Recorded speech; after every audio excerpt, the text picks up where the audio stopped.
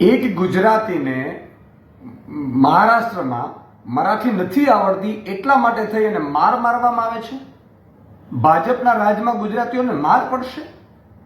ગુજરાતી નથી, મતલબ મરાઠી નથી બોલી શકતા તો ત્યાંના ગુંડાઓ, ભાજપા સપોર્ટેડ ગુંડાઓ અને ભાજપાના સરકારમાં ગુજરાતીઓ ઉપર અત્યાચાર થઈ રહ્યો છે મહારાષ્ટ્રમાં, અને મુખ્યમંત્રી પણ બોલતા નથી કશું. એક ગુજરાત સરકારનું કોઈનું નિવેદન નથી આવતું. એટલું જ નહીં, મહારાષ્ટ્રીનો હોવા છતાં સી.આર. પાટીલને ગુજરાતે અપનાવ્યા છે.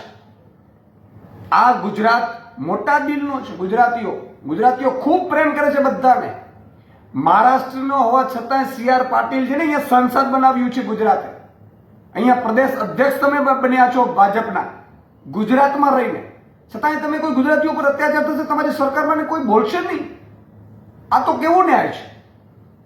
આને કડકમાં કડક જો સજા ભાજપ સરકાર નહીં કરે અને ભાજપના અહીંના મંત્રીને ભાજપના પ્રદેશ અધ્યક્ષ નિવેદન નહીં આપે આ મામલામાં, તો એ માની લેવામાં આવે છે કે ભાજપ સરકાર છે ગુજરાતીઓની વિરોધી છે. ગુજરાતીઓને માત્ર મત જોઈએ છે ભાજપ સરકારને. એટલા માટે આ હુમલાને અમે વખોડીએ છીએ. એક આમ આદમી પાર્ટીના પ્રદેશ અધ્યક્ષ તરીકે માંગ પણ કરું છું કે આમની સામે કડકમાં કડક સજા થાય. એ કોણ છે? રાજ ઠાકરે અમારા ગુજરાતીઓ પર અત્યાચાર કરવા નીકળશે, અમારા ગુજરાતીઓ પર. અને એ પણ અમે બધાને અપનાવીએ છીએ ત્યારે. એટલે ભાજપ સરકાર આમની સામે પગલાં લે, નહીં તો એ માની લેવામાં આવશે કે ભાજપ છે એ ગુજરાતીઓની વિરોધી છે. જય જય ગરવી ગુજરાત.